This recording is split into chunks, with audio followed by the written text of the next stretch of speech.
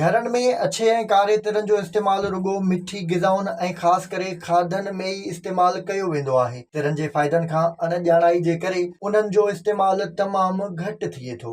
तिर ग़िज़ा ऐं तेल सां भरियल भरपूर खुराक आहिनि। नंढे नंढे अछे ऐं कारे ॿिजनि ते मुश्तमिल तिर क़दीम ज़माने खां इस्तेमालु कया वेंदा आहिनि। उन्हनि जा असर गरम ऐं ग़िज़ा गोश्त जे बराबरि करार ॾिनी वेंदी आहे ऐं तिरनि खे दवा जो दर्जो बि मिलियल आहे। खाधे जे माहिरनि मूजिबि उन्हनि नंढनि नंढनि ॿिजनि में कुदरत भरपूर सिहत जो खज़ानो लिकाए रखियो आहे। इन्हनि जो इस्तेमालु ख़ासि तौर ते औरतुनि लाइ वॾो फ़ाइदेमंद साबित थिए थो। तिरनि में केतिराई विटामिन्स, मिनरल्स, कुदरती तेल ऐं ॿियूं शयूं जहिड़ोक calcium, iron, magnesium, phosphorus, manganese, copper, zinc, fibre, thiamine, vitamin B6, folate ऐं प्रोटोटेनिन हूंदी आहे। माहिरनि जो चवणु आहे त तिरनि जे इस्तेमाल जे नतीजे में माण्हू शुगर, ब्लड प्रेशर, कैंसर, हॾनि जी कमज़ोरी, चमड़ीअ खे थींदड़ नुक़सान, दिलि जूं बीमारियूं ऐं वात जी बीमारियुनि खां बची सघे थो। उन में मौजूदु एंटीऑक्सीडेंट शयूं इंसानी जिस्म मां सिहत लाइ नुक़सानकार मादनि खे कढी छॾनि थियूं। सिहत जे माहिरनि मूजिबि कैल्शियम जी खोट जो शिकार माण्हुनि लाइ तिरनि जो इस्तेमालु निहायत ई फ़ाइदेमंद साबित थींदो आहे। तिरनि में कैल्शियम ऐं आयरन जजे मिक़दार में मौजूदु हूंदी आहे, जेका रत जी खोट खे बि पूरो करे थी। कारा तिर